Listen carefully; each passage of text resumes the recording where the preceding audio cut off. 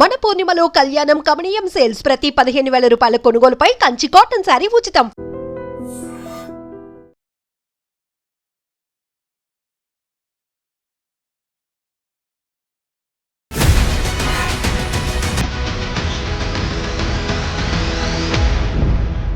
మనతో పాటుగా ఉన్నారు ఎంపీ రఘునందన్ రావు. యూరియా కొరత అనేది ఒక 3 నెలల నుంచి విపరీతంగా ఉంది. యూరియాని ఎవరైతే తెస్తారో ఎవరైతే ఇస్తారో వాళ్ళకే మేము ఓటేస్తామంది బీఆర్ఎస్. సో తప్పు ఎవరిదంటారు అక్కడ? టెక్నికల్గా ఒక 1 వీక్ 10 డేస్ కొంత యూరియా డిలే ఉంటుంది, కానీ 100% రైతన్నలకి ఆగస్టు 1 వరకు ఎంత యూరియా కావాలో అంత యూరియాని అందించడం లోపల కేంద్ర ప్రభుత్వం 100% సఫలీకృతమైంది, చక్కగా పనిచేస్తుంది. దాన్ని డిస్ట్రిబ్యూషన్ చేయడం లోపల కాంగ్రెస్ పార్టీ వైఫల్యం అయితే ఇప్పించడంలో విఫలమయ్యారు. ఉన్నటువంటి 8+8 కలిపితే 0 అయింది తప్ప రాష్ట్రానికి ఒరిగింది ఏమీ లేదు అనేది ఒక వాదన. ఇప్పుడు వాళ్ళ బాపు ఉన్నప్పుడు యూరియా ఇచ్చింది ఎవరు? నేను తమాషా చేస్తారు. మీరుంటే చక్కగా ఉంటుంది, పక్కన ఉన్నాడు ఉంటే చేతనైతే లేదనే మాటలు ఏం మాట్లాడతారు మీరు? అప్పుడు యూరియా ఇచ్చింది నరేంద్ర మోడీ, ఇప్పుడు యూరియా ఇచ్చింది నరేంద్ర మోడీ. అన్ని రాష్ట్రాలకి ఎంత అవసరం ఉందని ఇండియన్ పెడితే అంత ఇచ్చింది మేమే. కాంగ్రెస్ తోటి ఈ దరిద్రం ఉంటే టీఆర్ఎస్ తోటి ఆ భావ దారిద్ర్యం ఉంది. ఇద్దరు కలిసి మమ్మల్ని బదనాం చేసేయాలనే కార్యక్రమం తప్పితే ఏముంది అందులో చెప్పండి. సార్ ఇప్పుడు బీఆర్ఎస్ బీజేపీకి బీటింగ్ కాదా? వాళ్ళు ముస్లిమ్స్కి రిజర్వేషన్స్ కావాలని కొట్లాడతారు కేసీఆర్ వాళ్ళు, కాంగ్రెస్ కొట్లాడుతుంది. కాంగ్రెస్ బీఆర్ఎస్ ఒకటవుతుందా, బీజేపీ బీఆర్ఎస్ ఒకటవుతుంది? సో ఇప్పుడు మీరు ఈ మాటలన్నింటిలోనూ ఓట్ చోరీతో పాటుగా అన్నది సిబిఐ, ఈడీలు, ఐటీ ఈ అన్నింటినీ త్రిశూల వ్యూహాన్ని అమలుపరుస్తున్నారని అదే రోజు కదా రేవంత్ రెడ్డి కూడా కాళేశ్వరం ప్రాజెక్ట్ మీద సిబిఐకి ఇస్తోంది అని. మీరు ఈ ప్రశ్న రాహుల్ గాంధీనో రేవంత్ రెడ్డినో అడగాలి. కాంగ్రెస్ చేసిన తప్పులకు వచ్చి బీజేపీ వాళ్ళని సమాధానం చెప్పమంటే మాకు ఏమవసరం ఉందని సమాధానం. ఇది ఈ సిబిఐని ఈడీని తీసుకొచ్చింది బీజేపీ పార్టీ నరేంద్ర మోడీ గారు కాదురా బాబు. మీ నాయనమ్మ మీ తాత ఉన్నప్పుడు తెచ్చిరు, వాళ్ళని అడుగురా పోయాని అడిగిరారా పోయా అని చెప్పాలి కదా. బయటకు వెళ్ళినటువంటి రాజా సింగ్ ఆయన ఎందుకు కిషన్ రెడ్డి గారికే సవాళ్ళు విసురుస్తున్నారు? ఇద్దరు ఉన్నారు కాబట్టి ఇద్దరిట్లో ఎవరు మాట్లాడినా కరెక్ట్. మొత్తం బీజేపీ ఐడియాలజీనే పుచ్చుకున్నారా? పుచ్చుకోకపోతే బీజేపీ కండవట్లేదు.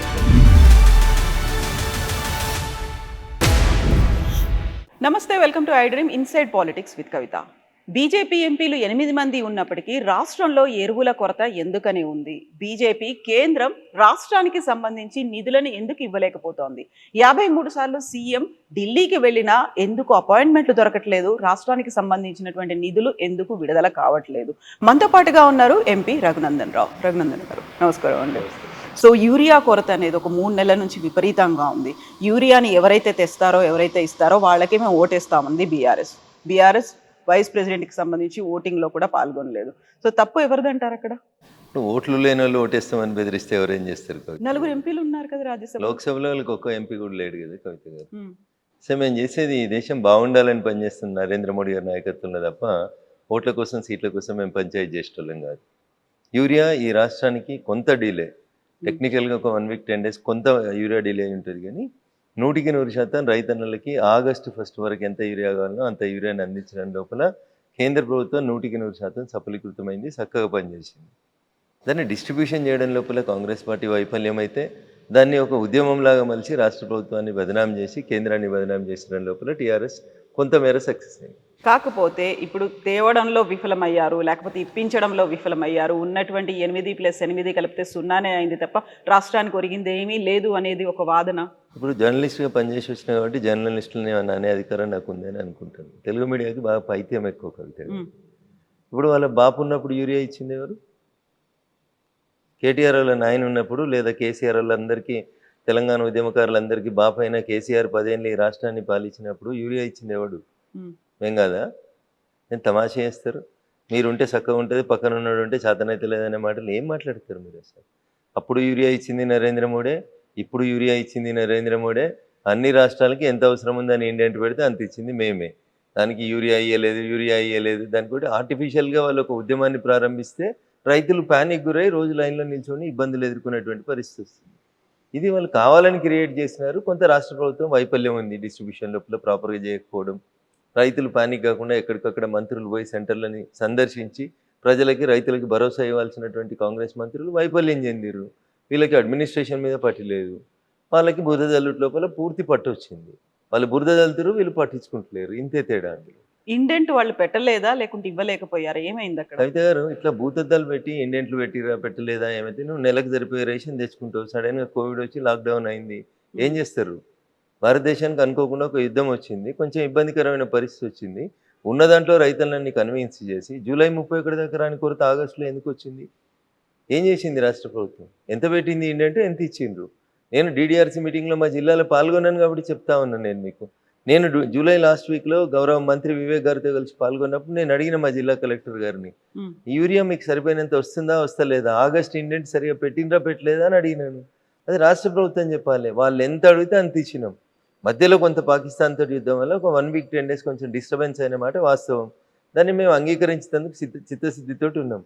కానీ టీఆర్ఎస్ ఒకటే పనిగా బురద జల్లే కార్యక్రమం పెట్టుకొని 30 మంది పేమెంట్ ఇచ్చేటువంటి జీతగాళ్ళని జర్నలిస్టులకు పెట్టుకొని ఏది పడితే అది చేస్తుంటే ఎవడేం చేస్తాడు కవిత గారు? దానికి కేసీఆర్ ఉన్నప్పుడు యూరియా అయింది, ఆ కేసీఆర్ ఇంట్లో ఫామ్ హౌస్లో తయారు చేసుకొని తెచ్చి రైతులకంతా యూరియా ఇచ్చిండా?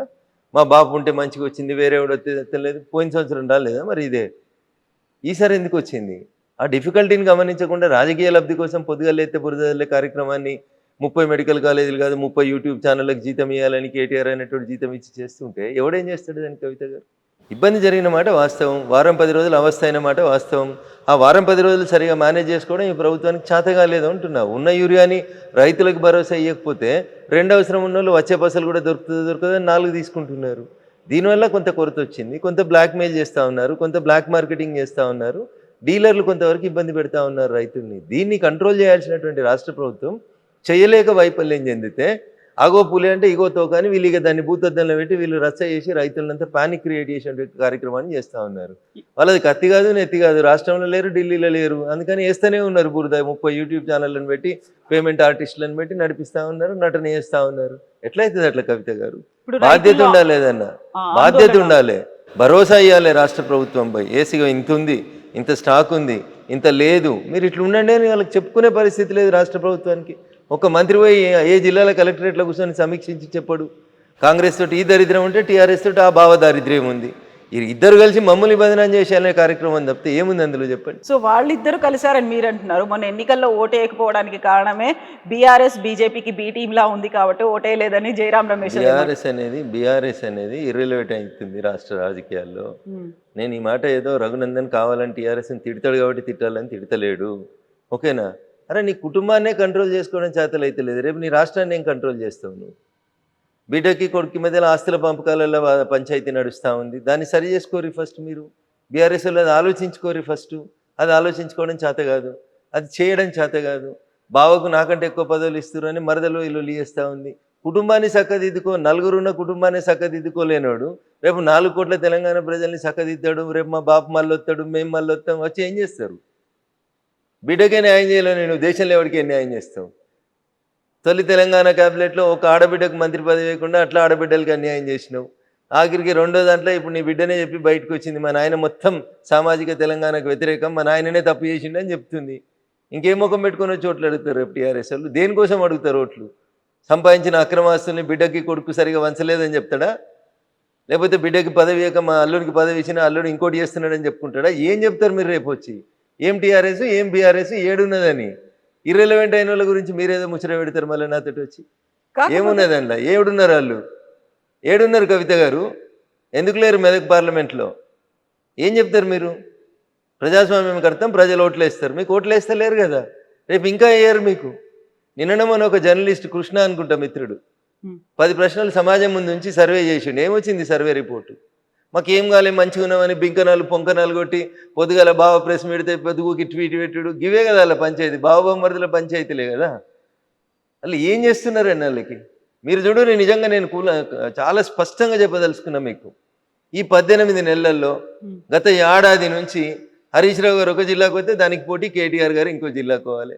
హరీష్ రావు గారు ప్రెస్ మీట్ పెడితే కేటీఆర్ గారు ట్వీట్ పెట్టాలి, హరీష్ ట్వీట్ పెడితే కేటీఆర్ గారు ప్రెస్ మీట్ పెట్టాలి, బావ సిరిసిల్లకు పోతే మరి కరీంనగర్ పోవాలి.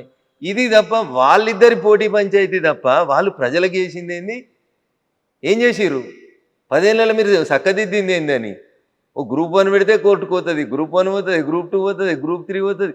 అసలు ఎవరి కొంపల బంగారం వచ్చింది? మీ కొంపల తప్ప పక్కన కొంపల బంగారం రాలే. ఆఖరికి వచ్చిన ఆ బంగారాన్ని సరిగా వంచుతలేమనే కదా ఇలా బిడ్డి పంచాయతీ పెట్టిందంతా. దేని కొట్లాడుతున్నారు కవిత గారు వాళ్ళు? అన్నా చెల్లె దేని కొట్లాడుతున్నారు? బావమరదలు దేని కొట్లాడుతున్నారు? నేను మాట్లాడితే బీజేపీని నాకు ఏదో కేసీఆర్ మీద కోపం ఉంది, కేసీఆర్ కుటుంబం మీద కోపం ఉందని కింద మళ్ళీ పేమెంట్ బ్యాచ్లో 200లకు జీతం ఇచ్చి కామెంట్లు పెట్టిస్తుంటాడు కేటీఆర్ అనేటోడు. దుబాయ్లో సంస్థలు పెట్టుకొని సంపాదించుకున్న సొమ్ముతోటి. ఆడ కవిత అడిగిన దానికి సమాధానం చెప్పమను.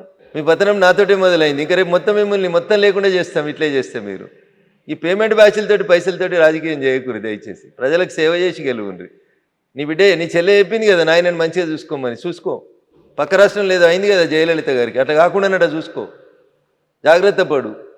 రామన్న అని ప్రాధేయపడుతూ చెప్పింది కదా, పైసల పంచాయతీ కాదు, ముందు నాయనని కాపాడుకోరు. నీకు నాయనని కాపాడుకోవడం రాదు, చెల్లెని కాపాడుకోవడం రాదు, మచ్చి మా మీద ఇరుసుకపడ్డమనేది యూట్యూబ్ ఛానల్ పెట్టి పేమెంట్ బ్యాచ్లు పెడితే ఏమవుతుంది కవిత గారు? ఇప్పుడు బీఆర్ఎస్ పార్టీలోంచి అంటే అప్పుడు ఉన్నటువంటి టీఆర్ఎస్ పార్టీలోకి మీరు బయటికి రావడానికి కూడా ఒక కారణం అని చెప్పారు. అదే కారణంతోనే మీరు వచ్చిండ్రా? నేను ఏమంటున్నా, వాళ్ళ కుటుంబ పంచాయతీలో మమ్మల్ని ఎందుకు లాగుతారు? మీ పేరు చెప్పారు కదా అక్కడ. పోనీరు, చెప్పేటోళ్ళు చెప్పుకుంటేనే వాళ్ళకి ఎలా అవసరం వచ్చినప్పుడు ఇది చేసుకుంటారు. మనకెందుకు కవిత పంచాయతీ? వాళ్ళ సాగు వాళ్ళు చావనీరు. సో వచ్చినటువంటి రీజన్స్ అన్ని ఏంటనుకుంటున్నారు? ఇవన్నీ రీజన్స్ తోనే నేను నన్ను ఎందుకు బయటికి పంపిరేంది అనేది నేను బయటకు వచ్చినప్పుడు కుండ బద్దలు కొట్టినట్టు చెప్పిన. ఓకేనా? తిట్టేకాడికి తిట్టినా, శాపనార్థాలు పెట్టేకాడికి పెట్టినాం, చేసేకాడికి చేసినాం. ఇది కాదు కొట్లాడాలి వ్యతిరేకంగా నిలబడాలనుకున్నాం. ఏ నోరైతే కేసీఆర్ గొప్పోడు, తెలంగాణ గొప్పదని చెప్పిందో, తెలంగాణ తెచ్చుకుంటానికి ఆయన ఉపయోగపడతాడని చెప్పిండో అదే నోరు చెప్పింది. వచ్చిన తెలంగాణ నేను దోసుకొని పెడుతున్నాడు, మళ్ళీ ఎవరికి వస్తే వ్యతిరేకంగా కొట్లాడినేమో వాళ్ళకే ఇస్తున్నాడు అని మళ్ళీ కొట్లాడింది ఇదే రఘునందన్ రావు నోరు. మంచిని మంచి అన్నం, చెడు చెడు అంట. సార్ ఇప్పుడు బీఆర్ఎస్ బీజేపీకి బి టీం కాదా? ఈ ప్రశ్న అడిగేటువంటి రిపోర్టర్లకి మీ క్వాలిఫికేషన్ ఏందని అడగాల్సి వస్తుంది. ఒక రాజకీయ పార్టీ ఇంకొక రాజకీయ పార్టీకి బి టీం ఎందుకు అవుతుంది? ఎందుకు అవుతుంది అంటున్నా. కేసీఆర్ అనేటోడు ఇఫ్తార్ విందులు ఇస్తాడు, మేము ఇఫ్తార్ విందులలో పాల్గొంటామా? పార్టిసిపేట్ చేస్తున్నారు కదా. వాళ్ళు ముస్లిమ్స్కి రిజర్వేషన్స్ కావాలని కొట్లాడతారు కేసీఆర్ వాళ్ళు. కాంగ్రెస్ కొట్లాడుతుంది. కాంగ్రెస్ బీఆర్ఎస్ ఒకటవుతుందా? బీజేపీ బీఆర్ఎస్ ఒకటవుతుందా? ఎట్లా అడుగుతారు మీరు ఆ ప్రశ్నలో అంటున్నా. ఏ సిద్ధాంతంలో పోలికుంది? మాకు దేశం ఫస్ట్, మా నాయకుడు 24 గంటలలో 18 గంటలు పనిచేస్తాడు, వాళ్ళ కుటుంబం ఫస్ట్. అవునా? వాళ్ళకి 24 గంటలు ఫామ్ హౌసే ఫస్ట్, వాళ్ళకి ఆస్తులు దోసుకోవడం ఫస్ట్, మాకు ఈ దేశం కోసం చచ్చిపోవడం ఫస్ట్. ఇక వాళ్ళకి మాకు బీఫ్ టీంలు ఎట్లయితే ఏం పొంతన ఉంటుంది? ఏం పోలికుందని అడుగుతారు. బీఆర్ఎస్కి ఏం సిద్ధాంతం ఉంది? బీఆర్ఎస్ తెలంగాణ తొలి ముఖ్యమంత్రి దళితుడే, చెప్పిన మాట మర్చిపోవాలి. తెలంగాణ ఫస్ట్ క్యాబినెట్లో మహిళలు ఉండరు, ఆకాశంలో సగం ఆడబిడ్డలు ఎట్లు ఇయ్యరో అంటాడు అవసరం వచ్చినప్పుడు. మళ్ళీ ఆయన ఇలా ఆడబిడ్డలు కనబడారు. రెండో క్యాబినెట్లో బీసీలు ఉంచారు. తెలంగాణ జనాభాలో 185% బీసీలు, ఎస్సీలు, ఎస్టీలు. ఇది జూన్ 2014లో కేసీఆర్ గారు నిండు శాసనసభలో చెప్పిన మాట. ఏడిచ్చిండు మంత్రి పదవులు. 3 బీసీలకి ఇస్తే ఒక బీసీని అర్ధరాత్రి తీసి పారేసిండు. అవునా? ఏమున్నది మరి వాళ్ళకి సామాజిక న్యాయం అంటే? ఏమేదో చెప్తుంది సామాజిక న్యాయం అని మా చెల్లె కవిత. పూలే బొమ్మ పెట్టాలి అసెంబ్లీలో. అరే మీ నాయన ముఖ్యమంత్రి ఉన్న 10 ఏళ్ళు ఏడున్నావు నువ్వు? అంటున్నా. అప్పుడు ఎందుకు పెట్టలే పూలే విగ్రహం? అప్పుడు ఎంపీ నువ్వు, ఎమ్మెల్సీ ఎందుకు పెట్టలే? నాయన నేను పూలే విగ్రహం పెడతాను ఎందుకు పెట్టలే అసెంబ్లీలో? ఇలా దానికి సంతకాల సేకరణ అని ఓ రోజు కోదండరామ్ గారింటికి, ఓ రోజు లేని గద్దర్ గారింటికి, ఓ రోజు ఇంకోళ్ళ ఇంటికో ఏదో సంతకాలు చేస్తుంది. ఈ మీద ఉద్ధరిస్తున్న సమాజాన్ని అని తిరుగుతుంది. ఏం ఉద్ధరిస్తుంది? నవ్వుతురు జనాలు. 10 ఏళ్ళు పెట్టడం శాతకాలగాని ఈమె ఇలా పూలే పేరు చెప్పుకొని తిరుగుతుంది. సామాజిక తెలంగాణ అంట. మీ నాయన చేసిందే నువ్వు చేస్తూ ఉన్నావు. ఎట్లా వస్తుంది మీతోటి సామాజిక తెలంగాణ? మాతోటి వస్తుంది కవిత గారు. మేము 170 మందికి ఇచ్చినాం కేంద్ర క్యాబినెట్ లోపల. వాళ్ళు ఇయ్యలే, టీఆర్ఎస్ వాళ్ళు ఇప్పుడున్న కాంగ్రెస్ వాళ్ళు ఇయ్యలే. మీరేమో టీఆర్ఎస్ మా బీ టీం అంటాడు, బీఆర్ఎస్ ఏమో కాంగ్రెస్ బీజేపీ ఒకటి అంటాడు. ఎందుకు ఒకటైతాం అంటున్నా? మాకు ఎవరితోటి ఏమవసరం ఉందని ఒకటైతాం? మాకు ఏమవసరం వాళ్ళతోటి? మా సిద్ధాంతానికి వాళ్ళ సిద్ధాంతానికి పొత్తు ఎక్కడుంది, పొంతన ఎక్కడుంది, సారూప్యత ఎక్కడుంది?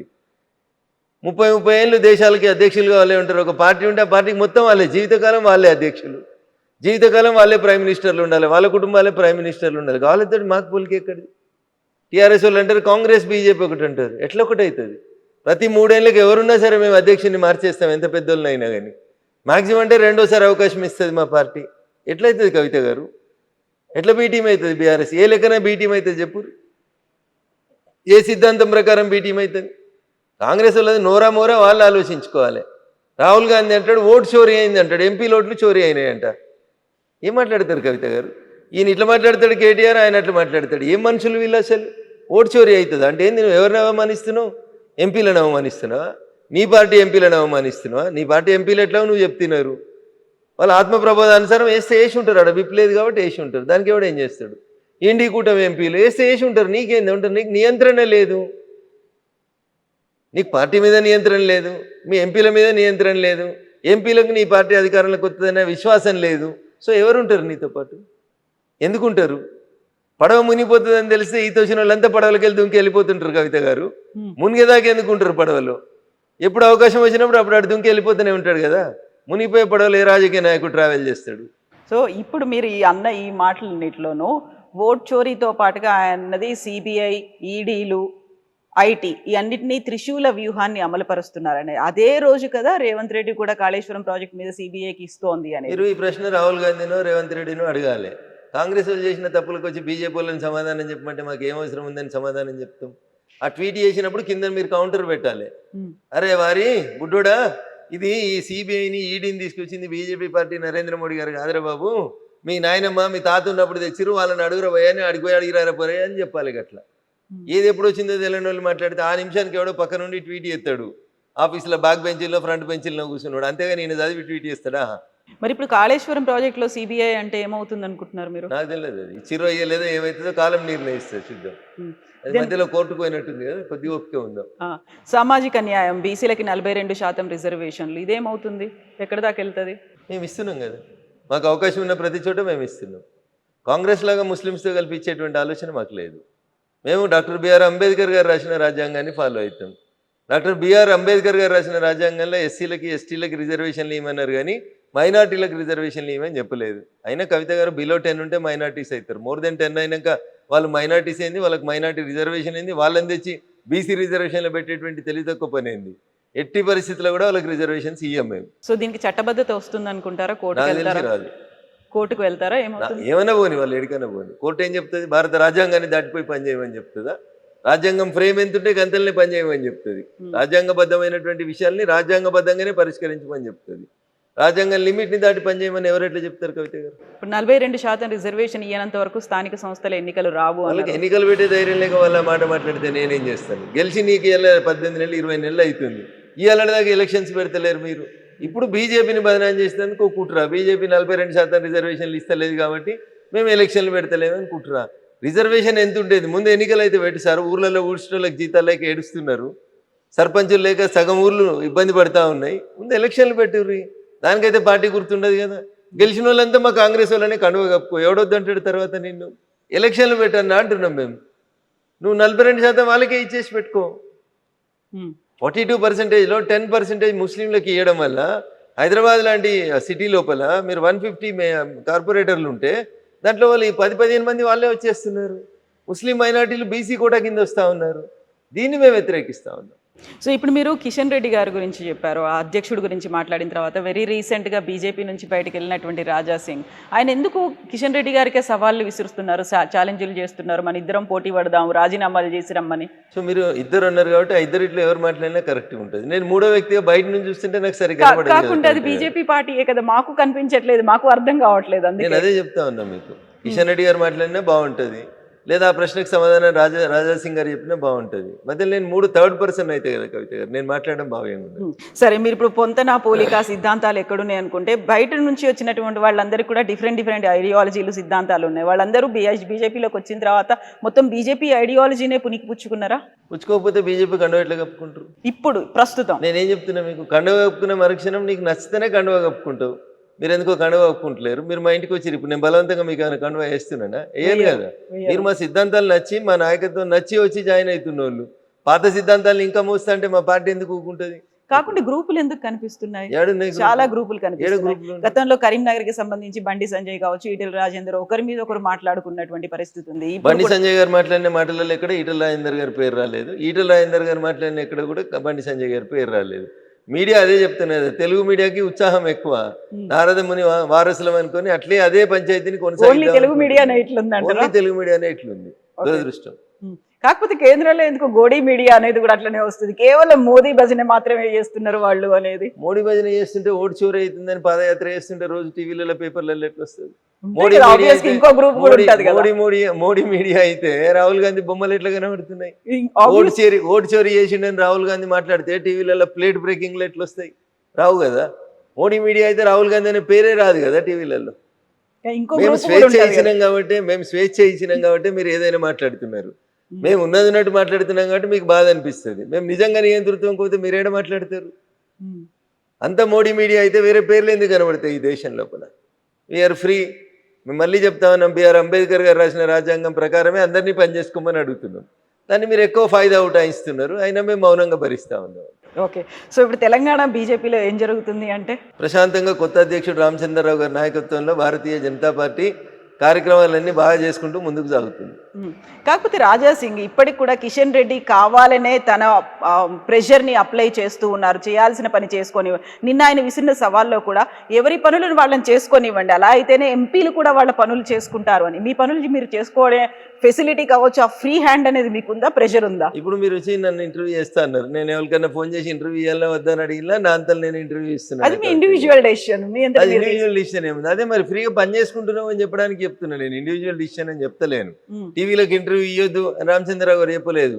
చెప్తే రాజాసింగ్ గారు ఎట్లా ఇస్తారు ఇంటర్వ్యూలు? ఇయ్యరు కదా. సో ఆయన ఛాలెంజ్లు అయితే విసురుతున్నారు. ఆ తర్వాత గ్రూపులు ఉన్నాయి, సమాధానం గ్రూపులు 100% నాకైతే కనబడతలేవు. మరి మీ అద్దాలు పెట్టుకొని చూస్తే నాకేమైనా కనబడతాయి తెలియదు. నాకు అద్దాలు రాలేదు, ఇంకా నాకు గ్రూపులు కనబడతలేవు. ఓకే, ఈ అద్దాల గ్రూపుల కోసం కాదులేండి చూడడానికి, కానీ యాక్చువల్ గా అంటే ఆ చూపులో ఇక్కడ తేడా ఉంది అని అర్థం. నా చూపులోనే ఉందా? మరి సోషల్ మీడియా, జర్నలిస్ట్ మిత్రులు, సోషల్ మీడియా ఏముంది? అది మీ ఇష్టం ఉన్న మీ చేతిలో సెల్ ఫోన్ ఉంది, మీ నోటికి వచ్చింది రాస్తారు, దానికి ఎవరిని జవాబు చేస్తారు? మీకు జవాబు జరుగుతానని లేదు, నేనేం చేయాలి దానికి?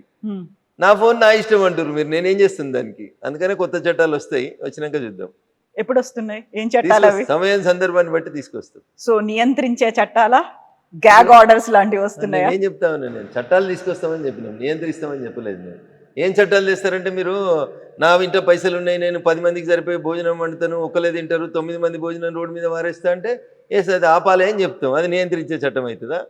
నోరున్నది కదా, ఎవరిని పడితే వాళ్ళని రెగ్యులేషన్ అనేది అవుతుంది. రెగ్యులేషన్ తెస్తాం, ఫుడ్ రెగ్యులేటరీ యాక్ట్ తెస్తాం.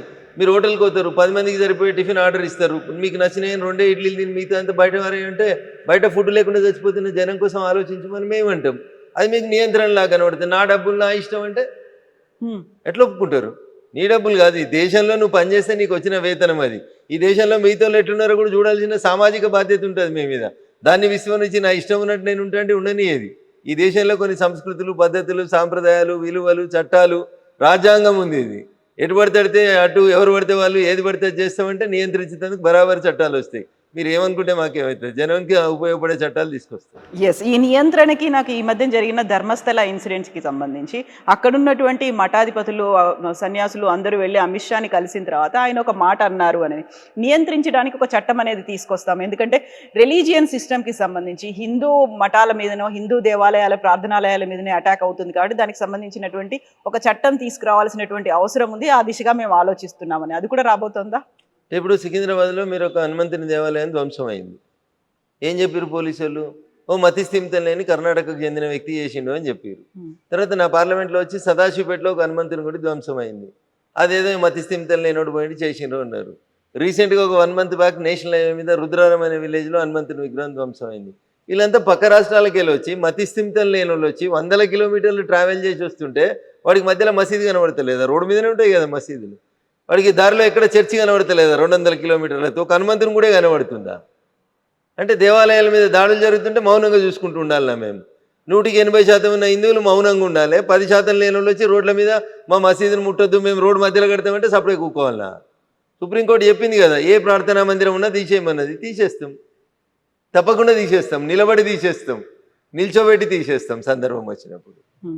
నువ్వు దాన్ని నియంత్రిస్తున్నట్టుగా తల్లి ఇంకేమంటావు నీ ఇష్టం. చట్టం ముందు అందరూ సమానం అనేది మేము చెప్పదలుచుకున్నాం, చెప్తాం, అదే మాట చెప్తాం.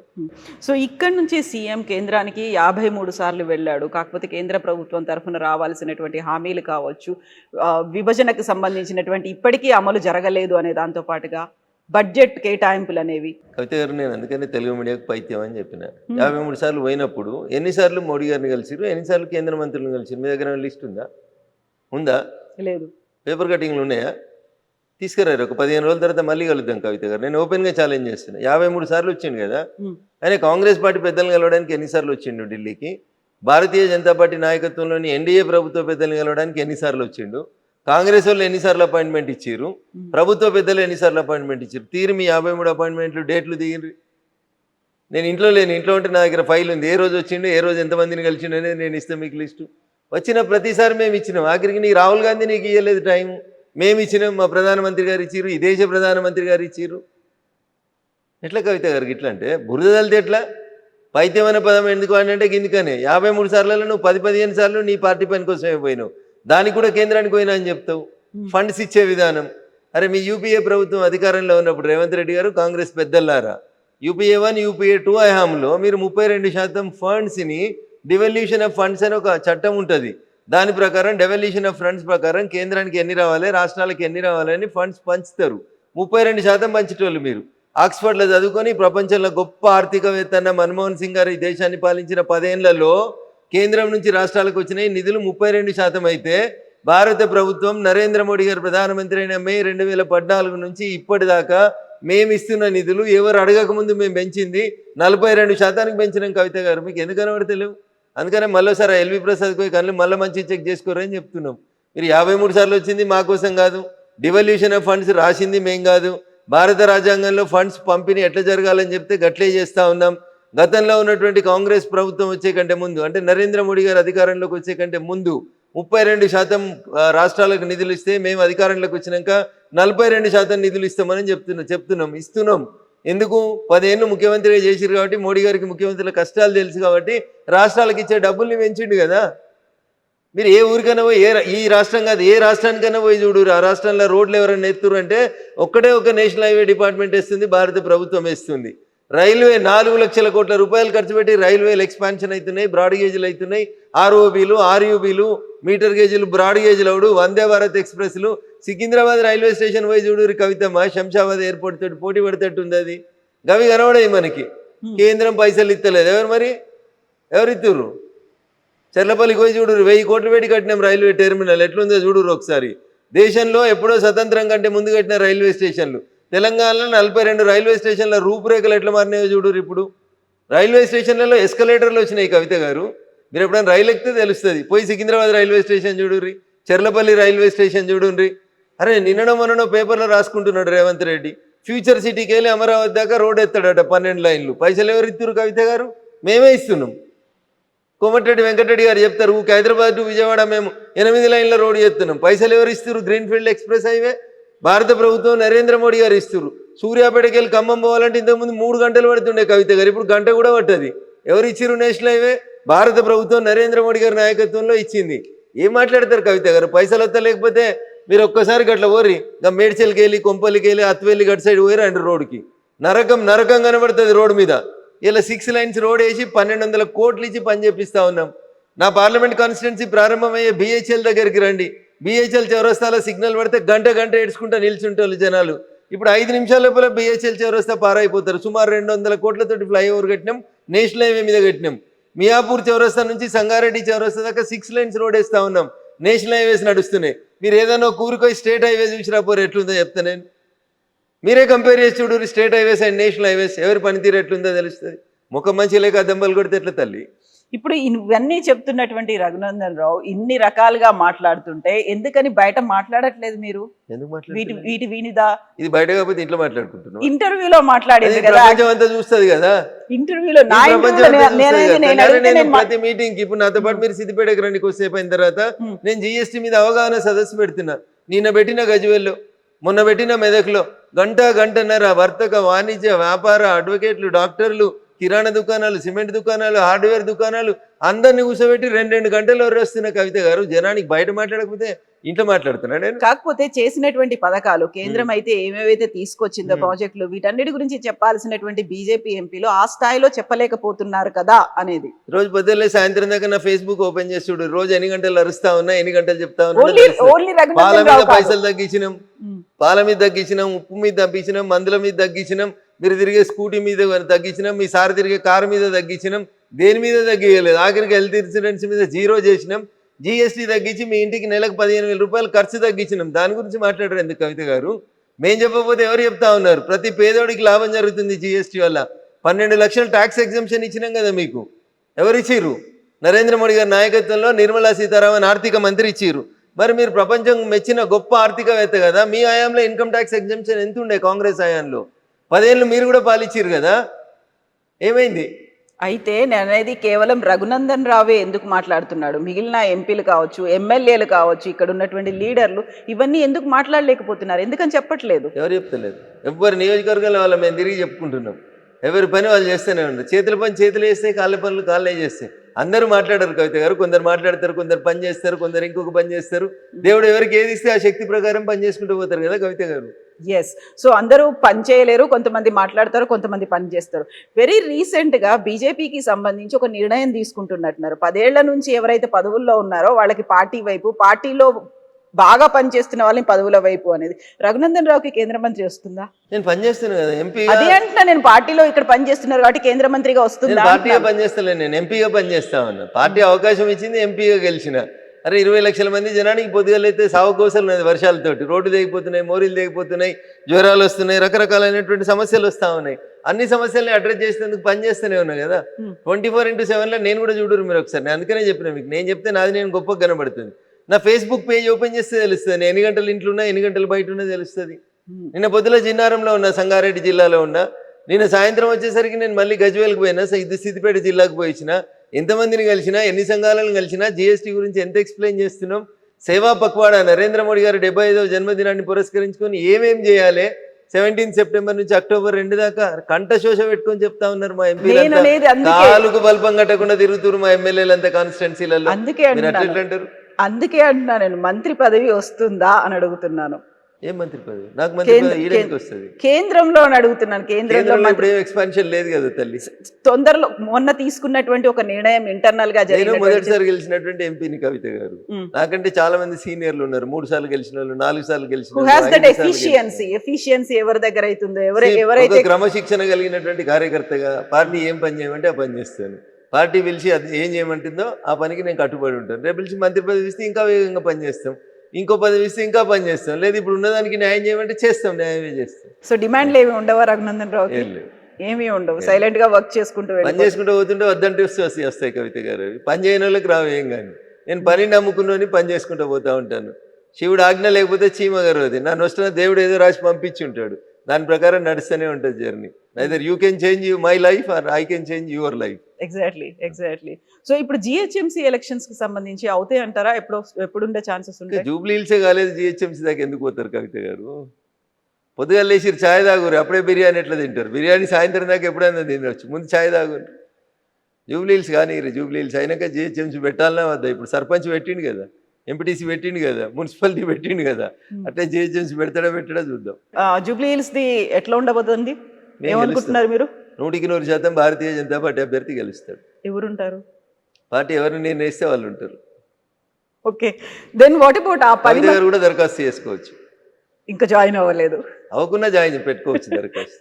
ఓకే, జిఎస్టీ మీద అంత గొప్పగా మాకు సాయం చేసింది కాబట్టి నేను ఒక పేదింటి ఆడబిడ్డను నేను పోటీ చేస్తాను, మీరు వచ్చి కూడా పెట్టుకుంటే పరిశీలిస్తాం, అట్లా ఎవరైనా రావచ్చు. ఓకే, సో ఇప్పుడు 10 మంది ఫిరాయింపు ఎమ్మెల్యేలకు సంబంధించి ఏమవుతుందని అనుకుంటున్నారు వాళ్ళు? ఇంకా బీఆర్ ఏం కాదు, ఏం జరగదా? అది ఏమైతుంది తల్లి? సుప్రీంకోర్టు చెప్పింది స్పీకర్ని నిర్ణయం తీసుకోమన్నది. 3 నెలల్లో నిర్ణయం తీసుకోండి, చర్యలు తీసుకోండి అంది. 3 నెలల్లో తీసుకోండి అని చెప్పలేదు, తీసుకుంటారని ఆశిస్తున్నాం అన్నది. చేస్తావా చేస్తావా అనలేదు సుప్రీంకోర్టు, చేస్తారని ఆశిస్తున్నా అన్నది. ఆశించడాన్ని ఇప్పుడు వాళ్ళు ఒక ఆదేశం ఇచ్చిర్రు, ఈయన పాటిస్తాడు, 3 నెలల్లో వింటాడు.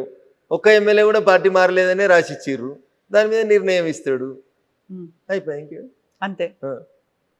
వాళ్ళు ఆదేశించారు, ఈయన చించుతాడు, అంతే. ఏముంటుంది తల్లి అందులో? ఇంకంతకు మించి ఏం జరగదు. నాకున్న పరిజ్ఞానం మేరకు అంతకంటే ఎక్కువ ఏమవుతుంది కవిత? సరే, ఇప్పుడు మనం ధర్మస్థల ఇప్పుడు వాళ్ళు ఇష్యూస్ చెప్పినారు కదా, ఎమ్మెల్యేస్ అంతా రాసిన రాతపూర్వకమైన సమాధానంలో మేము పార్టీ మారలేదు, మేము ముఖ్యమంత్రి గారిని పనుల కోసం అని పోయి కలిస్తే ఆయన జాతీయ జెండా ఉన్నటువంటి 3 రంగులు కప్పిండు, అది కాంగ్రెస్ కండువ కాదు, అలా చేయి గుర్తు లేదు అన్నాడు, అయిపోయాయి. దే రెండుసా పంచాయతీ, ఇంకేం పడైంది? సో ఆన్సర్ బానే ఉందా? సఫిషియంట్ గానే ఉంది అంటే తెలుగు కల వకీళ్ళు రాసిచ్చారు దానికి సమాధానం. గట్లా ఉండాలి కదా తెలుగు కల వకీళ్ళు కూడా. అంటేనే తెలుగు కలవాడు కదా, క్లయింట్ కాపాడుకునేటోడు వకీలు కదా. కలిసి వచ్చేట్టుగా ఉన్నది వాళ్ళకి. అంటే అడ్వాంటేజ్ ఏంటంటే అక్కడ పార్టీ కండువా, జాతీయ జెండా ఉన్న కండువా రెండు దాదాపు ఒకే రకంగా ఉంటాయి కాబట్టి అది వాళ్ళు డిఫెన్స్ తీసుకోవడానికి కలిసి వచ్చినట్టు కనబడ్డది. ఇప్పుడు అలా బండ్ల కృష్ణమోహన్ రెడ్డి గారు అని ఒక ఎమ్మెల్యే ఉన్నారు, గద్వాల ఎమ్మెల్యే గారు, మీకు గుర్తుండాలి. ఆయన ఒకసారి ఒక పోలీస్ స్టేషన్లో పోయి కంప్లైంట్ పెట్టిండు, గుర్తుందా కవిత గారు? ఏమని పెట్టిండు? కాంగ్రెస్ వాళ్ళు వాళ్ళ ఫ్లెక్సీలో నా బొమ్మ పెడుతుర్రని ఆయన ఎఫ్ఐఆర్ చేయించిండు. అంటే దాని అర్థమైంది కవిత గారు? ఏం చెప్పు నాకు తెలియక అడుగుతున్నా. కాంగ్రెస్ వాళ్ళ ఫ్లెక్సీల్లో ఈయన ఉన్నాడు అంటే కాంగ్రెస్ కాంగ్రెస్ పార్టీ వాళ్ళు వాళ్ళ ఫ్లెక్సీలలో నా బొమ్మ పెట్టుకున్నారు, తప్పుగా నా బొమ్మను పెట్టి ప్రచారం చేస్తున్నారని ఎమ్మెల్యే పోయి పోలీస్ స్టేషన్లో కంప్లైంట్ రిజిస్టర్ చేయించి వచ్చిండు. ఆయన కాంగ్రెస్లో ఉంటే కేసు ఎందుకు రిజిస్టర్ చేపిస్తాడు? సో అంటే ఆయన బీఆర్ఎస్ అని మీరు అంటున్నారు. నేను అంటలేను తల్లి, ఆయన చెప్పింది చెప్తా ఉన్నాను. నాకేం అవసరం, నేను ఆయన వకీల్ కాదు, నాకు సంబంధం లేదు. సో ఇప్పుడు మనం ధర్మస్థల గురించి మాట్లాడుకుంటే ధర్మస్థలలో ఏం జరిగిందని అనుకుంటున్నారు? ఎందుకని అంత మాస్ బరియల్ అనే దేశవ్యాప్తంగా ఒక నెగటివ్ ప్రొపగండా అయింది? మన పక్కన ఉన్నటువంటి పొరుగు దేశాలను మీరు గమనిస్తూ ఉన్నారు. లెఫ్ట్ వింగ్కి సంబంధించినటువంటి మేధావులన్నీ కలిసి దేశాలను అస్థిరం చేసి చిన్న భిన్నం చేసి పార్లమెంట్లను తగలబెట్టించి ప్రైమ్ మినిస్టర్లు ఇళ్ళని తగలబెట్టించి అంత నానా న్యూసెన్స్ ఎవరు చేస్తూ ఉన్నారంటే ఈ విచ్చలవిడితనానికి అలవాటు పడ్డటువంటి లెఫ్ట్ వింగ్కి అనుబంధంగా పనిచేసేటువంటి వ్యక్తులు, ద సోకాల్డ్ మేధావులు. ఎవడో పైసలు ఇస్తే వీడు ఆ మేత తిని ఏమంటారు ఆవు గడ్డి తిని పెండబెట్టినట్టు చేసేటువంటి మూర్ఖులు వీళ్ళంతా. ఆ దేశంలో ఉండి ఆ దేశాన్ని పతనాలు కోరుకుంటున్నారు. శ్రీలంకలో 3 ఏళ్ల కింద అదే అవుతుంది, 2 ఏళ్ల కింద బంగ్లాదేశ్లో అవుతుంది, 4 రోజుల కింద పక్క నుండి ఇంకో దేశంలో జరుగుతుంది. ఎందుకు జరుగుతున్నాయి ఇవన్నీ? ఎందుకు జరుగుతున్నాయి? ఎవరి వల్ల జరుగుతున్నాయి? ప్రజాస్వామ్యంలో ఒక పద్ధతి ఉంటుంది. ఎలక్షన్లకి ఓటుకి మీకు నచ్చని నాయకుడు ఉంటే ఎలక్షన్లో దించడానికి ఒక అవకాశం ఉంటుంది. ఏంది పంచాయతీలన్నీ? ఎందుకు జరుగుతున్నాయి ఇవన్నీ ఒకసారి ఆలోచించరు మీరు. దయచేసి ఆలోచిస్తే ప్రజలకు అర్థమవుతుంది. హిందూ మతం మీద బురద జల్లతందుకు జరుగుతున్నటువంటి కుట్రలు కుతంత్రాలు కాకుండా ధర్మస్థలంలో ఏం జరుగుతుంది? కేరళ ఎంపీ వైపు ఏళ్ళు ఎందుకు పోతా ఉన్నాయి? ఎవరా కేరళ ఎంపీ? ఆయనకి ధర్మస్థలకి ఏం సంబంధం? ఆయన ఏ మతం మీద దాడి చేస్తూ ఉన్నాడు? ఆయన ఏ మతాన్ని పాటిస్తూ ఉన్నాడు? ఒకసారి ఆలోచించరు దయచేసి. సో అది మ్యాటర్ కోర్టులో సబ్జుడీస్ అయినప్పుడు ఇప్పుడు నేను ఎందుకంటే ఎక్కువ మాట్లాడలేను కాబట్టి కవిత గారు నిజం కొద్ది రోజులు ఆగు, ఆలస్యంగానైనా బయటకు వస్తుంది. నేపాల్లో జరిగిన తర్వాత వరుసగా 3 కంట్రీస్లో అయింది, అవి కూడా మన నైబర్ కంట్రీస్ అయిన తర్వాత మన దగ్గర కూడా అలాంటి రివోల్ట్ అనేది వస్తుంది అనేటువంటి విశ్లేషణలు ఎందుకు వినిపిస్తున్నాయి? మీరు యూత్ బయటికి రండి, జెన్జీ మీరు యాక్టివ్గా ఉండండి అనేటువంటి నినాదాలు కూడా సోషల్ మీడియాలో ఎందుకు కనిపిస్తున్నాయి? ఎందుకంటే నేను చెప్పిన కదా, పైత్యం ఎక్కువ కనబడతాయి, మేత ఎక్కువైంది కాబట్టి కనబడుతున్నాయి. పక్క దేశాలకి వెళ్ళి వీళ్ళకి జీతం ఇచ్చేటో డబుల్ జీతం ఇస్తుంది కాబట్టి మాట్లాడుతున్నారు అంతే, అంతకంటే ఎక్కువ ఉంటుంది. వీళ్ళతో అయ్యేది ఏంది అంటున్నా, వీళ్ళతో ఏం కాదు గుర్తుపెట్టుకోరు. ఈ దేశానికి ఒక సంస్కృతి ఉంది, ఈ దేశంలో ఉన్న యువతకు ఒక ఆలోచన ఉంది. పక్క దేశాలలో జరుగుతున్నటువంటి సంఘటనలను చూసి అట్లాంటి సంఘటన జరగకుండా ఈ దేశాన్ని ఎట్లా కాపాడాలో ఈ దేశంలో ఉన్న యువతకు తెలుసు. కాబట్టి పట్టుమని 10 మంది పేమెంట్ తీసుకునేటువంటి పేమెంట్ ఆర్టిస్టుల కోసం ఈ దేశ యువత ఏదో చేస్తారని అనుకోవడం వాళ్ళ మూర్ఖత్వం. సో ఇప్పుడు బీజేపీ రాష్ట్రంలో ఎప్పుడు అధికారంలోకి వస్తుంది అనుకో? వచ్చే ఎన్నికలు ఎప్పుడు వస్తే అప్పుడు వస్తాయి. ఇమ్మీడియట్గా దానికి తగ్గట్టుగా కంప్లీట్ సమాయత్తమైనరా? ప్రజలు ఓట్లేసి ఒక పార్టీని అధికారంలోకి తేవాలని నిర్ణయించుకున్న తర్వాత కవిత గారు 1983లో ఎన్టీ రామారావు తెలుగుదేశం పార్టీ పెట్టినప్పుడు ఏముండే కవిత గారు? అప్పుడు ఏముండే తల్లి చెప్పు? 9 నెలల్లో పార్టీ పెట్టి అధికారంలోకి తీసుకొచ్చారు. Bharatiya Janata Party is a party with difference. సిద్ధాంతం కోసం, కమిట్మెంట్ కోసం అనేక మంది కార్యకర్తలు చచ్చిపోతూ సంవత్సరాల తరబడి నుంచి ఎత్తిన జెండా కోసం కొట్లాడుతున్నటువంటి కమిట్మెంట్ ఉన్న కార్యకర్తలు ఉన్న పార్టీ భారతీయ జనతా పార్టీ. దీనికి సన్నద్ధం ఏముంది కవిత గారు? ప్రజలు ఓట్లేయాలనుకోవాలి. 10 సంవత్సరాల టీఆర్ఎస్ పాలన చూసారు. 5 ఏళ్ళు ఉంటుందో లేదో నాకు తెలియదు కానీ 5 ఏళ్ళ కాంగ్రెస్ పాలన చూస్తారు. ఇక అప్పుడు ఎవరికి ఓటేయాలనుకుంటారు ప్రజలు? ఇద్దరిని చూసిన తర్వాత క్వైట్ న్యాచురల్గా థర్డ్ ఆప్షన్ మేమే కనబడతాం, మాకే ఓట్లేస్తారు. ఎప్పుడు ఎన్నికలు వచ్చినా నేను చర్చ మొదలుపెట్టినప్పుడు అర్ధగంట తిట్టిన వాళ్ళని. అన్నకి చెల్లెకి లేదు, బావకి మరదలకి లేదు, తండ్రికి బిడ్డ మీద కంట్రోల్ లేదు, గాళ్ళకి ఎందుకు ఓటేస్తారు కవిత గారు? కాకుండా జనాలు మళ్ళీ కేసీఆరే రావాలని కోరుకుంటున్నారు, పూజలు చేస్తున్నారు, దేవాలయాల దగ్గర కూడా వాళ్లే కనిపిస్తున్నారు అనేది ఇదంతా ఆర్టిఫిషియల్ మూవ్మెంట్ని పైసలు ఇచ్చి నడిపిస్తారు అని చెప్తా ఉన్నాను. 100% ఆర్టిఫిషియల్ మూవ్మెంట్. వచ్చే ఎన్నికల వరకు టీఆర్ఎస్ ఏమవుతుంది, ఎట్లుంటుంది అనేది ఒకసారి చూద్దాం. కొద్దిగా వెయిట్ అండ్ సీ. ఇంకా 3 ఏళ్ళు ఉంది కాబట్టి ఓపిక ఉండండి కవిత గారు, ఎందుకు తొందరపడి. సో పార్టీని విచ్ఛిన్నం చేసే కుట్ర జరుగుతోంది, హస్తగతం చేసుకునే కుట్ర. మాకేం అవసరం? తనన్న మాటలు చెప్తున్నారు, కవిత అన్న మాటలు. కవిత అడుగురు సమాధానం. కుటుంబాన్ని విచ్ఛిన్నం చేశారు, పార్టీని హస్తగతం చేసుకోవాలనే కుట్ర జరుగుతోంది చెప్పింది కదా కవిత. హస్తగతం చేసుకోవాలనుకుంటున్నా ఉంటుంది. హస్తం పార్టీలో అడుగురు ప్రశ్న, నన్ను కాదు అడగాల్సి. సో ఇంటర్నల్ గా జరగదా అది? బయట నుంచి అవుతుంది ఎక్స్టర్నల్ గా?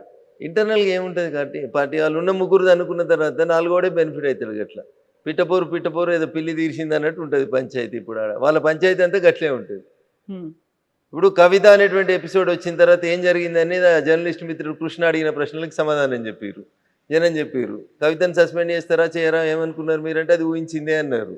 90% ప్రజలు చెప్పారు. కవిత ఇంపాక్ట్ ఏమైనా ఉంటుందా, బయటకు పోతే ఉండదంటే 46% మంది ఉంటుంది అని చెప్పారు.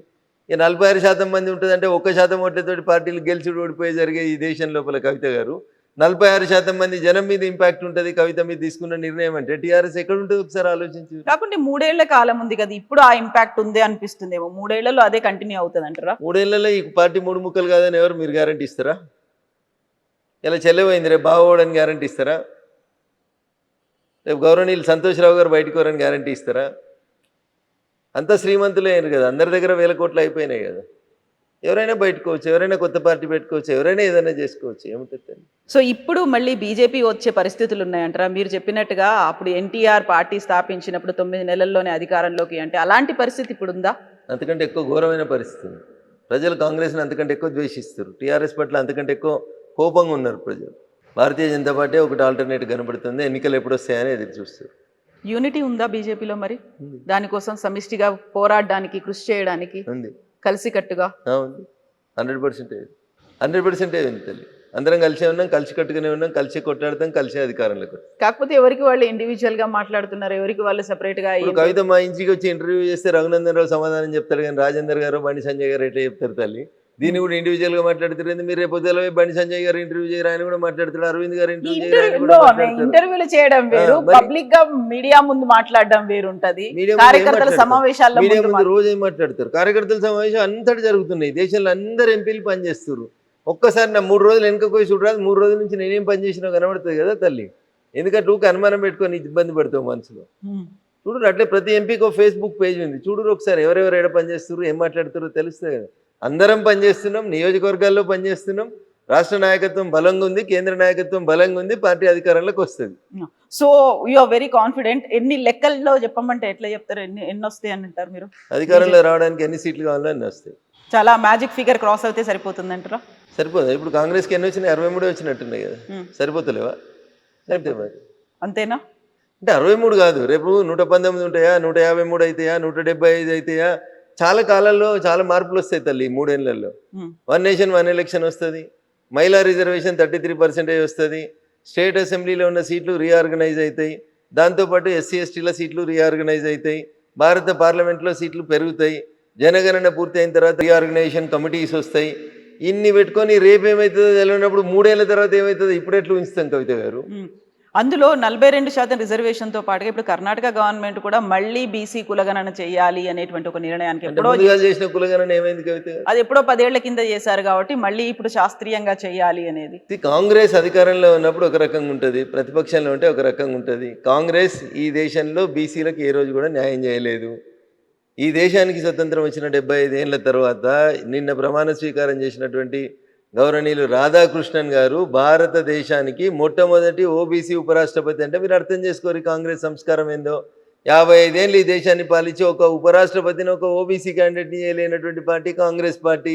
వాళ్ళు 42% రిజర్వేషన్ ఏడిస్తారు కవిత గారు. వాళ్ళ గురించి ఏదో బాగా పట్టుకొని తనలాడుతూ ఉన్నారు మీరు.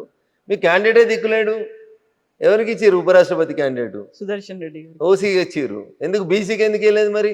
రేవంత్ రెడ్డి పొద్దులు అయితే బీసీ ఢిల్లీ దాకా వచ్చి ధర్నా చేసినావు కదా, నీకు మోకా వచ్చింది కదా, నువ్వు ఎందుకు అమలు చేయలేదు? 42% కాదు, ఒక సీటు ఓబీసీ ఈ దేశంలో ఇయ్యాలట దాకా ఎవరు చేయలేదు. మేము చేస్తున్నామని ఒక ఓబీసీ క్యాండిడేట్ని ఎందుకు పెట్టలేదు? పోనీ మీ హైకమాండ్ పెట్టలేదు, మరి మేము ఒక ఓబీసీ క్యాండిడేట్ని పెట్టినాం. కొంతమంది బీసీ ఎంపీలు మాకు ఓటేసారు, మీకెందుకు కడుపు నొత్తుంది? ఓటు చోరీ ఏంది? ఓటు చోరీ ఏంది కవిత గారు? దానికి విప్ ఉండదు, ఉపరాష్ట్రపతి ఎన్నికకు విప్ ఉండదు. విప్ లేనప్పుడు ఏం పోయినా తనకి ఇష్టం ఉన్నట్టు ఓటేసుకుంటాడు. నువ్వు క్రాస్ ఓటింగ్ అయింది అనేది దాంట్లో క్రాస్ అయింది, ఓటింగ్ అయింది, నాకు అర్థం కాదు. మీరు ఎంపీ కవిత గారు, మీరు ప్రజల చేత ఎన్నుకోబడినటువంటి గౌరవ ప్రజాప్రతినిధి. మీరు ఎవరు కోటేయాలో ఇంకొకరు చెప్తారా? ఇంకొందరు దారుణంగా సిగ్గు లేకుండా మాట్లాడుతారు, 20 కోట్లకు ఎంపీలు పోయినరని, అమ్ముడు పోయి ఓటేసిరని. కొంచెం అన్నం తిన్నట్టు మాట్లాడి నేర్చుకోవాలి వాళ్ళు. ఎంపీలు 20 కోట్లు తీసుకొని ఓటేసిరా? ఇంత సంస్కారహీనంగా మాట్లాడతారా? నీ పార్టీ బీఫామ్ మీద గెలిచిన నువ్వు కంట్రోల్ చేసుకోవడం చేతగాక, నీ దగ్గర పనిచేసే నీ ఎంప్లాయీని నువ్వు కంట్రోల్ చేసుకోలేక మమ్మల్ని అంటే ఎట్లా కవిత గారు? మీ ఐడ్రీమ్లో పనిచేసే వాడు పక్క ఛానల్లోనికి మీ సమాచారం ఇస్తుంటే అది మీ చేతగానితనం అవుతుంది, కానీ మాది ఎట్లయితుంది? అది ఎట్లయితే చెప్పుర్రి. So true. సో ఇప్పుడు సుదర్శన్ రెడ్డి గారి గురించి అమిత్ షా చేసినటువంటి ఆ వ్యాఖ్యలు మీరు విన్న తర్వాత ఏమనిపించింది? సో మాట్లాడినంటే ఉన్నట్టు మాట్లాడతాడు కదా, అబద్ధం ఎందుకుంటుంది? 10 ఏళ్ల తర్వాత ఎందుకు ఇప్పుడు ఎందుకు మాట్లాడినరు? నువ్వు స్క్రీన్ మీదకి వచ్చినావు కాబట్టి మాట్లాడుతున్నావు, ఇవాళ నువ్వు రాజకీయాలకు వస్తున్నావు కాబట్టి మాట్లాడుతున్నావు. రాజకీయాలకు రాకపోతే నీ గురించి ఎందుకు మాట్లాడతాం? మాకు ఏమవసరం? రిటైర్డ్ అయిన ఒక జడ్జి గురించి మాట్లాడాల్సిన అవసరం భారత హోంమంత్రికి ఏముంటుంది? నువ్వు రాజకీయాలకు వస్తున్నావు కాబట్టి ఇక వచ్చిన క్యాండిడేట్ పలానాడు అని చెప్తున్నాం. తప్పేముంది? నువ్వు బయటికి రాని సేపు మేము మాట్లాడినావా మీ గురించి? కాకపోతే ఆపరేషన్ కగార్ మేము స్టార్ట్ చేస్తున్నప్పుడైనా అప్పుడైనా మాట్లాడాల్సి ఉండే, అప్పుడు కూడా మాట్లాడకుండా మేము ఎప్పుడు మాట్లాడాలో నిర్ణయించేందుకు మీరెవరు కవిత గారు? మేము ప్రజల చేత ఎన్నుకోబడినటువంటి ప్రభుత్వం మాది. ఏది ఎప్పుడు మాట్లాడాలో ఈ దేశ హోంమంత్రికి ప్రధానమంత్రికి మీడియా డిక్టేట్ చేస్తుందా? ఇంత అన్యాయం ఉంటుందా? మీడియా డిక్టేట్ చేయడం కాదు, కాకపోతే ఆపరేషన్ మాట్లాడితే మంచోళ్ళం మీరు. నేను అలా ఆపరేషన్ కగార్ మేము స్టార్ట్ చేసాము మార్చి ఆపరేషన్ కగార్ మార్చి 2026 వరకు ఈ దేశంలో నక్సలైట్లు ఏరేసేందుకు మొదలుపెట్టిన ఆపరేషన్. అవును, దాంట్లో ఎల్లయ్య పేరు మల్లయ్య పేరు ఎందుకు మాట్లాడాలి? మీ పేరు తీసి మిమ్మల్ని ఎందుకు ఇచ్చేయాలి? మేము ఏం అవసరం మాకు? రిటైర్డ్ అయ్యారు, అయిపోయింది మీ కార్యక్రమం అయిపోయింది. ఇక మీ గురించి ఎందుకు మాట్లాడాలి? మీరు మళ్ళీ కొత్త బట్టలు వేసుకొని వచ్చారు కాబట్టి మీ గురించి మాట్లాడాల్సి వస్తుంది. సందర్భం లేకుండా మాట్లాడితే జనం ఏమంటారు? సమయం సందర్భం ఉన్నప్పుడు మాట్లాడాలి, సందర్భం లేనప్పుడు ఇంట్లో పడుకొని గురించి మాట్లాడడం ఎందుకు మాట్లాడతారు? అది సంస్కారం కాదు అది. సో మళ్ళీ దాన్ని రివోక్ చేయడం రివైవ్ చేయడం అట్లాంటిది ఏదన్నా ఆ ఇచ్చిన తీర్పునో అవసరం లేదు. ఇప్పుడు ఇంకా 10 సంవత్సరాల తర్వాత ఏం చేయాలో ప్రభుత్వం ఒక నిర్ణయం తీసుకుంది, చేసుకుంటూ పోతా ఉంది. ఇంకా దాన్ని చేసేది ఏముంటుంది ఇంకా? So operation Kagar will continue, అట్లాగనే అవుతుంది. డౌట్ ఎందుకు దాంట్లో? ఈ దేశ హోంమంత్రి ఒకసారి ఒక మాట చెప్తే బరాబర్ జరిగి తీరుతుంది. సో మేము రఘునందన్ రావు గారిని నెక్స్ట్ ఎట్లా చూడొచ్చు? ఇట్లా చూస్తారు. కాలు కొంచెం గుడుతున్నావు, అప్పుడు కొంచెం మంచిగా నడుస్తాం అంతే. యాక్టివ్ అవుతారు, ఇంకా మోర్ యాక్టివ్. ఆపరేషన్ చేయించుకొని కొంచెం ఇబ్బందిలో ఉన్నాను కాబట్టి కొంచెం గుడుతూ మెల్లగా నడుస్తా ఉన్నాను. అప్పటికి ఇంకా బాగా యాక్టివ్ కనబడతాను. సో మెదక్ నుంచేనా అప్పుడు కూడా? అరే తల్లి 3 సంవత్సరాలు ఉంది అంటున్నా. చాలా కాలం ఉంది. రేపు లేడీస్ కి వచ్చింది అనుకో తల్లి, రఘునందన్ రావు పోటీ చేస్తా అంటే టికెట్ ఇస్తుందా పార్టీ? ఇవ్వరు. కాన్స్టిట్యున్సీస్ రీఆర్గనైజ్ చేసి రేపు అది ఎస్సీలకు ఎస్టీలకు రిజర్వ్ అయింది అనుకోరి, నాకు పోటీ చేసే అవకాశం ఉంటుందా? అందుకని తొందరపడకూరి, వెయిట్, సమయం వచ్చేదాకా వెయిట్ చేయండి. ఇప్పుడు కులగణన భారత ప్రభుత్వం స్టార్ట్ చేసింది, జనగణన కూడా స్టార్ట్ చేసింది, కులగణన స్టార్ట్ చేసింది. ఇవన్నీ అయిపోయినాక 2017లో రీఆర్గనైజేషన్ కమిటీ వస్తుంది. వీటన్నింటికంటే ముందు ఆల్రెడీ పాస్ అయినటువంటి 33% మహిళా రిజర్వేషన్ ఉంది. ఇవన్నీ చేయాలా వద్దా కవిత గారు? చేస్తున్నప్పుడు ఏ సీట్ ఎటు పోతుంది, ఏ సీట్ ఏ రిజర్వేషన్లకు వస్తుంది తెలియకుండా ఎందుకు తొందరపడు? నేను అనేది అది అంతే. అంతేగాని మిమ్మల్ని ఏదో డిస్కరేజ్ చేయాలనో ఇంకోటి చేయాలనో. నేనేం డిస్కరేజ్ అవ్వట్లేదు, కాకపోతే you are very confident. And మన దగ్గర తెలంగాణలో కూడా రాబోతుంది. 100% మాదే అధికారం. అండ్ 4th టైం కూడా మోదీ వస్తారా? మళ్ళీ 100% వస్తారు. మోదీయే ఉంటారా? ఉంటారు. అప్పుడు కూడా ప్రజలు కోరుకున్న తర్వాత ఆయన ఉండకపోతే మీరు ఉంటారా? నేను ఉంటున్నా. ప్రజలు ఆయన్ని కోరుకుంటున్నప్పుడు ఆయనే ఉంటాడు ఈ దేశ ప్రధానిగా. సో 4th టైం కూడా అక్కడ ఎన్డీఏ వస్తుంది, బీజేపీ వస్తుంది, ఎన్డీఏ కూడా వస్తుంది. In fact it is an NDA only, ఎన్డీఏనే వస్తుంది. ఎస్ అండి, thank you so much Raghunandan గారు. Thank you. And for more videos, please subscribe to iDream. Please subscribe to iDream. Please subscribe iDream. And please subscribe to iDream. For more videos, subscribe to iDream. please like, share and subscribe to the channel. Congratulations, iDream. Subscribe to iDream. Subscribe to iDream. So subscribe to iDream Media. iDream ki iDream team andarki huge congratulations. Please subscribe iDream Media. Please subscribe to iDream. Subscribe iDream. Please subscribe to iDream. iDream అంటే నా కళల ఛానల్ను subscribe చేసుకున్న నోరు తిరుగుతలేదు, మీరైతే గంట గుర్తు కొట్టండి. For more such videos, please subscribe to iDream. Subscribe to iDream. Please subscribe to iDream. Please subscribe iDream Media. Please do subscribe to iDream. Please subscribe to iDream Media. For best entertainment and information, please subscribe iDream. And don't forget to subscribe to iDream.